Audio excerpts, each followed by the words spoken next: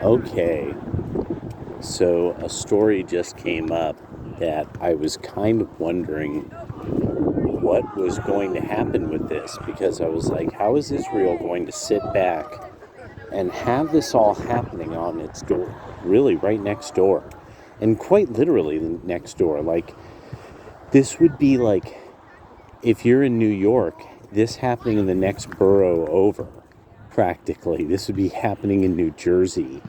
When you're in Manhattan, this is really nearby. So though everything, apparently, Israel just struck a large section of the present jihadi government of Syria. And what hit me was, it's just funny because even Zero Hedge's view of this, where it's like Israel's like saying, oh, the Druze minority, blah, blah, blah, they're protecting them and this and that. And it's like, and which I could totally understand. I could totally understand that, like, there is, like, really a thing like the Druze, appeal to them, the Druze that live in Israel, appeal to them and said, we're almost completely gone, like, come on, help us out. Like, we enlist, we don't complain, so the interesting part that comes of this is, so it just hit me suddenly, kind of with a little bit of an accent. So when you look at who was, funding all of these people, Joe Biden and his funding, and now they're all in one place. Oh, too bad for them.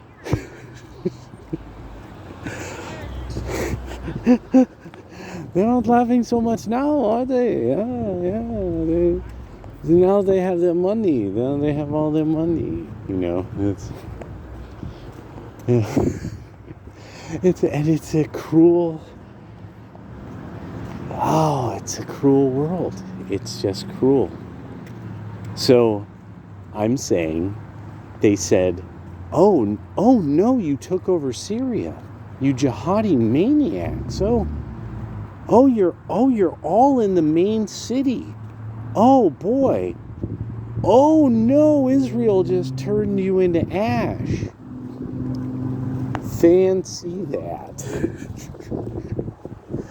All these guys who had been recruited over and over again, possibly for all kinds of other skullduggery, who knows on whose part. I'm going to just put it that way.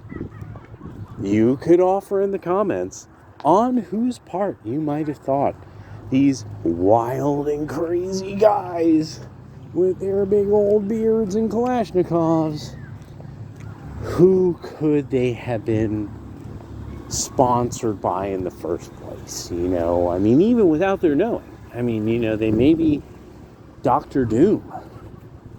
It was Dr. Doom once again. Or maybe it was Moonraker. It was Dr. No. It was Mr. Pink in the parlor with the candlestick. Who knows? Who could it have been? But fundamentally, it comes down to that.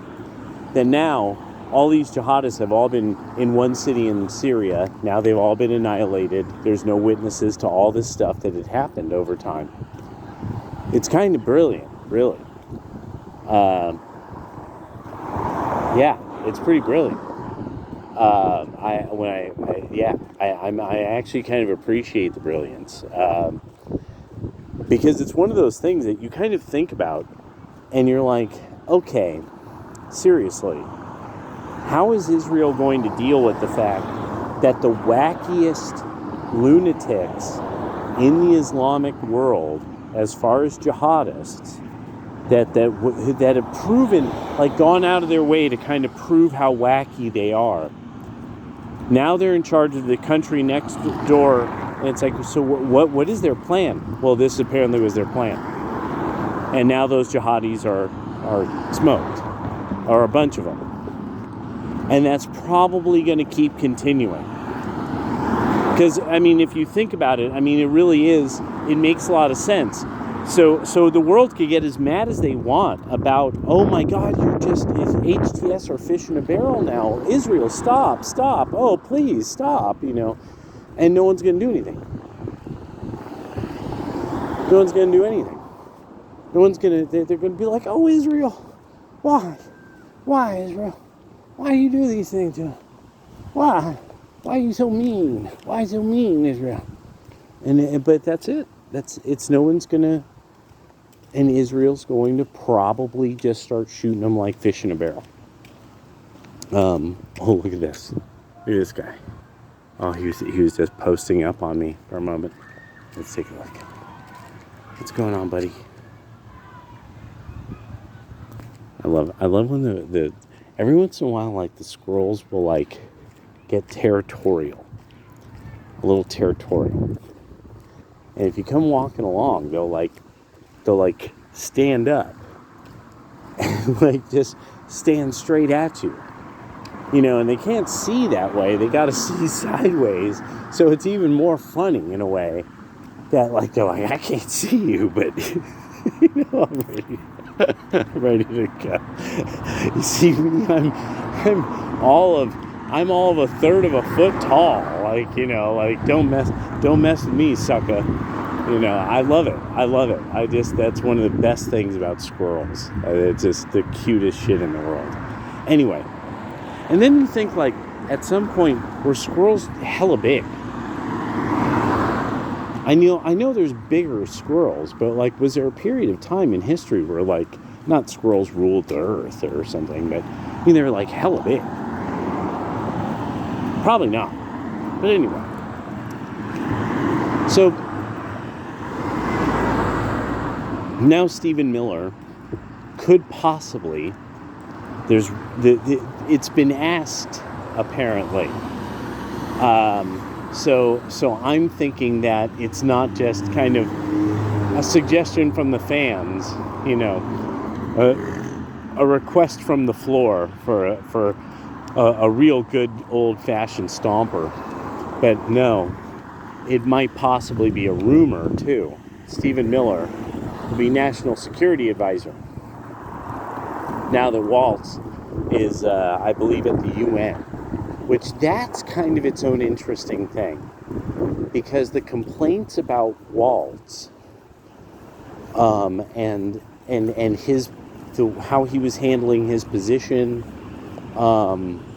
it's kind of, yeah. I'm just interested. I'm finding an interesting set of ways that this is played out, and then moving up to the UN, and the way that it's being pointed out. No, the idea is that they're moving up to the UN, and really with this, you know, and I'm like, okay, you know, okay. I'm wondering how they're going to end up handling. You see, it's just so far everything I've seen of his presentations, Mike Waltz doesn't, like, I don't get how he fits in. That's the thing. I don't get how he fits in. There's something about the way his demeanor is and stuff. Like, he seems, he kind of seems like his character is supposed to be the good cop. Like, he's supposed to be the, the not lieutenant, I can't, consigliere to, who's from the outside on The Godfather. And that he's got a totally different demeanor and he's like, even is like, really, you know, me, you want me to be your consigliere? Something like that. Mike Waltz, I just don't get where he fits in. I just don't get where he fits in. And so maybe I'm just reading him all wrong, you know, just everything about him, I'm just not getting it about him. But it is interesting how scandal has followed him it is intriguing to see, like, oh, but this happened, and then he did this again in this way, and and this person did this, and I'm just kind of like, okay, and Hegseth, and I'm like, okay, this looks like there's some real good solid skullduggery going on here. Okay, this is good. It's good to see people doing something, because you always want the opposition to do something. You want a reaction. You want to see, like, what is their reaction? How fast is it? What kind of reaction? That kind of thing.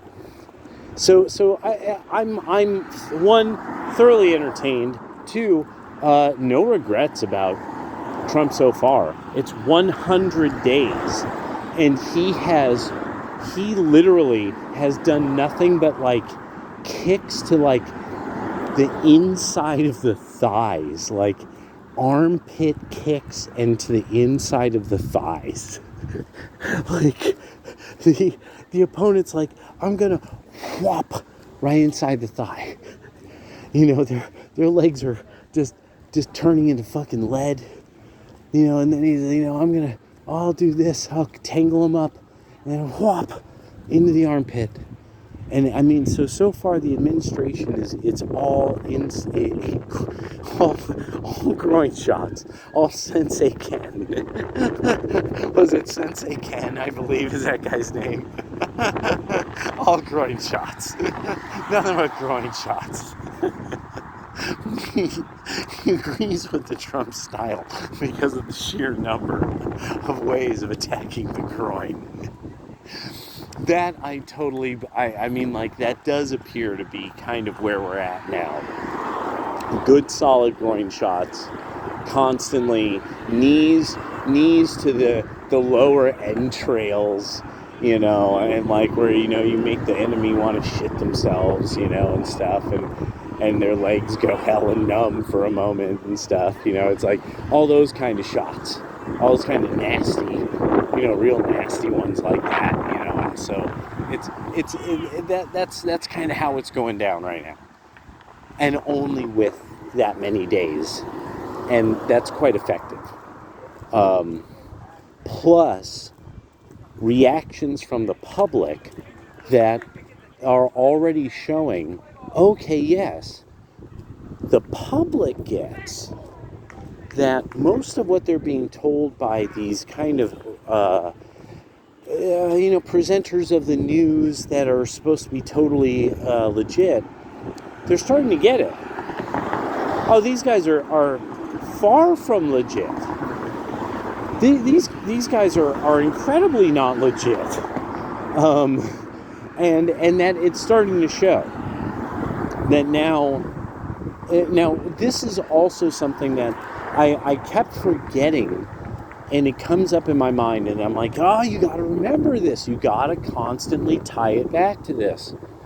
There is a rule, and I want to make sure his name is never forgotten in case the fucking deep state gets to that beautiful ginger head. Chuck Johnson. The Chuck Johnson rule. I know you guys will look him up and be like, oh, Christ almighty, who's this guy? Chuck Johnson was early on in the right wing, and I forget what he did. I don't know. He did something. Or other. He's gotten people angry. He's like one of those guys, or he got people angry, then ended up, whatever happened with his life, and he went on to do other things. Who knows? Anyway, the deal with Chuck Johnson is this.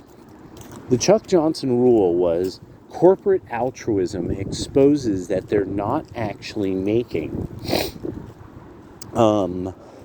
revenues, they're not making new trademarks, they're not establishing new IPs, they're not establishing new patents. He said always look out for corporate altruism. Short corporate altruism. Now, apparently, in his blogosphere kind of things, he ended up getting a little too exacting about who to short, and that's what got him into some trouble. the thing is, though, he contends, he's like, I still was always up. Like, I rely on this method. It's a rule. And so the Chuck Johnson rule.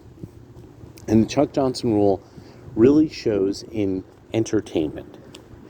Entertainment started to do a thing that was fundamentally a form of kind of the present altruism of our time.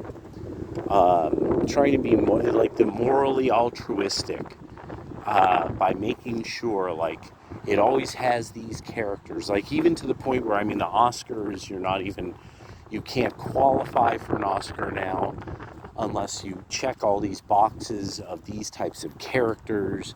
No matter the setting, no matter the story, really it tells you that they want stories that have no grounding in human history or human experience. The person who's a critic of communism, of course, or cultural Marxism, this is what their approach would be. They would say, oh, well, no, it's because they want you to make up stories that are preposterously ridiculous and hard to believe, because you all have all these strange characters that would never be all in the same place at the same time. Except in, like, some kind of fantasy world. So it'd be constantly this really, really hard to explain and always looks the same fantasy world from story to story to story, so that you could get an Oscar. And so or you would have characters that they just don't make any sense. Like, they make no sense. They logically, they just logically don't make sense. And so you'd be like, well, no, this is actually really bad because it just doesn't make sense. So then what would you see? Okay, well, no, it's your fault. It's you who doesn't understand the level of this artwork, that's been, made, that requires, that goes by certain rules now. It's not really, like, there's not really artistic freedom. It's abiding by these rules. You have to create this weird, sort of goofy Star Trek, like every single fucking work has to be like Star Trek or apparently something from possibly the 80s or 90s, and not really before then, because you'd have so few characters who would all be in the same place at the same time for any good reason. That you're required to have if you want to get an Oscar. And so that kind of corporate altruism, like that's such a meta level of corporate altruism. Like, walking through that, I'm like, wow, that's like super powerful corporate like, that's like corporate altruism to the power of corporate altruism times all corporate altruism to the power of corporate altruism. Yeah, that's like really weird. I hadn't really thought of how weird that is according to the Chuck Johnson rule. And I keep going, I keep forgetting, no, always apply the Chuck Johnson rule. That's the deal. That's what it comes down to. So the world we're seeing now, of course, once you start looking at, okay, well, we're just going through some kind of weird corporate altruism here. Once you start walking through this more and more and more, you're like, oh my God, DEI, it was just a method of hiring people, whether industry needed them or not, and it was just a form of corporate altruism. And it would end up being something that, of course, would end up being extremely costly, not producing patents, not producing trademarks, not producing and preserving IPs, yet having lots and lots of people hired. And Chuck Johnson would have made a fortune on this. And so in a way, it doesn't matter if anybody even disagrees with it. The Chuck Johnson rule, Chuck Johnson would have made a lot of money. And if you don't like Chuck Johnson, too bad. He made money off of you, the corporate altruism you probably supported. And so that,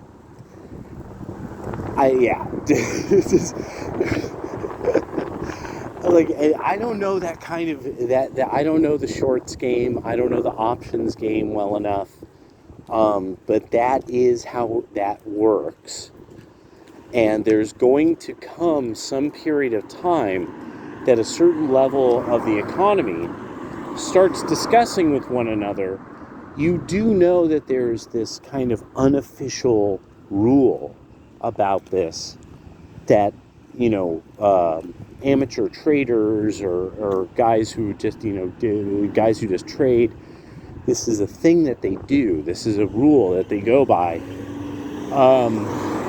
Because there's very large corporations and conglomerates. That's really all I could say without kind of getting myself into trouble. That are heavily associated with unions. And they, if you look at their marketing, corporate altruism is, it makes up too much of, it makes up way too much of their marketing. I'm like, that's, nobody really cares what your company is doing to help people. Like, that's not really. Like, they don't genuinely care. Like, care about their mother. Like, they don't genuinely care. Oh, your corporation's doing this amazing thing for other people. Like, no. So I just started thinking, this is going to be a mess really come summertime, and I think into the fall, as we see some money run out of people's pockets and bank accounts, PayPals, and all the various Venmo and all that kind of stuff. I'm very grateful that things are still working in my department so far, and what I do as fried chicken man, who's got very little other than the fried chicken plan for a couple more years. So God have mercy, Lord have mercy. But yeah, I just wanted to bring that up, the Chuck Johnson rule, because it's such a peculiarity that has panned out, that I was kind of like, he's one of those people who attracted my attention on the internet. It's like, well, this is kind of a character. And and so I thought I'd just bring that up. All right, later on.